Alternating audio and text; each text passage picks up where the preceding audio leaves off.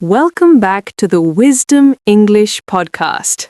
Welcome to episode 206. Brian, stop boring people with your stories by just listing facts. Ouch, that is harsh, Sarah, but you are right. In this video, we will show you exactly how to turn a simple trip to the coffee shop into an edge-of-your-seat narrative. Exactly. Native speakers will actually want to listen to you. Do you freeze up during the IELTS speaking section when asked to describe a personal experience? You don't need a crazy life to get a high score. You just need structure. We will break down the formula: hook, climax, resolution.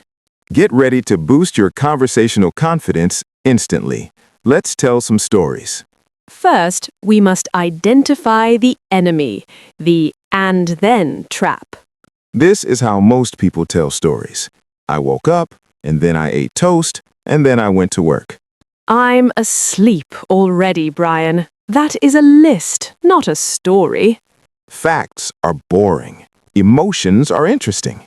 Don't just list events, connect them with feelings and conflict. Instead of, I went to work, say, I dragged myself to work, dreading the meeting. See the difference? Now I want to know why you dreaded the meeting. Exactly. We need drama. Every great story follows a shape, the narrative arc. Imagine a mountain. You start at the bottom, you climb up, you reach the peak, and you come down. The bottom is the setup: who, where, and when. The climb is the rising action. The problem gets worse. The peak is the climax, the most exciting moment. And the bottom is the resolution, how it ended. Serious. If you skip the climb, the climax is not exciting. And if you skip the resolution, the story feels unfinished. How do you start? Don't start at the very beginning. Don't say, I was born in 1990. That's too far back. Start in media res. That's Latin for in the middle of things. Exactly. Start with the action. The train was leaving and I was still on the platform. Or start with a question. Have you ever made a mistake that cost you $1,000? Whoa, now I'm listening. What happened? That's a hook. You grab the listener's attention immediately. Never start with, I'm going to tell you a story. Just tell it. To make it real, you must engage the senses. Show, don't tell. Don't say, it was hot. That's telling. Say, sweat was dripping down my back. That's showing. Don't say, the food was bad. Say, it tasted like old cardboard mixed with salt. That sounds disgusting, but I can imagine the taste. Use sight, sound, smell, touch, and taste. Vivid details turn a black and white photo into a 4K movie. Now, how do we move time forward without saying and then? Use transition phrases. To show surprise, use all of a sudden or out of the blue. I was walking down the street when, out of the blue, a dog attacked me. To show a long time passed, use eventually or after a while. To show two things happening at once, use meanwhile. I was cooking dinner. Meanwhile, the cat was eating the fish on the table. Classic cat behavior. These phrases are the glue of your story. Now we reach the peak of the mountain, the climax. This is where the bomb explodes, or the girl says yes. Slow down your speaking speed here. Make the listener wait for it. I opened the door, and there it was. You can also switch to the present tense. We call it the historical present. Suddenly, the dog jumps at me. It feels more immediate. Using the present tense makes the action feel like it is happening now. It puts the listener right inside the movie. To make characters real, use direct speech. Don't say, he told me he was angry. That is boring. Say, he slammed the table and shouted, "Get out!" Wow, that is intense. Much better. You don't need to be an actor, just change your tone a little. If it is your boss, make your voice deeper. Brian, where is the report? If it is a child, make it softer. Mummy, I'm hungry. Doing voices is fun. It brings the story to life. After the climax, you need a resolution. Don't just stop and say, the end, or, that happened. You need to land the plane smoothly. Tell us the result. I never saw that dog again. Or, we are still married today. And give us a takeaway. What did you learn? A good ending answers the question, so what? I learned to never trust a free lunch. That connects the end back to the beginning. It completes the circle.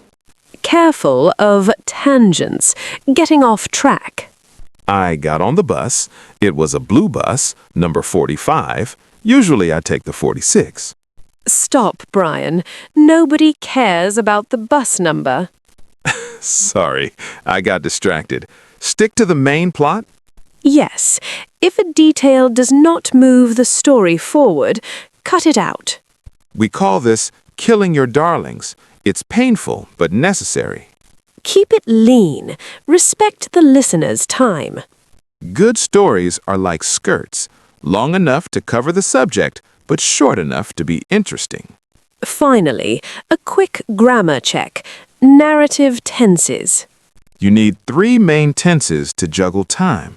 Use past continuous for the background. The sun was shining. Use past simple for the main actions.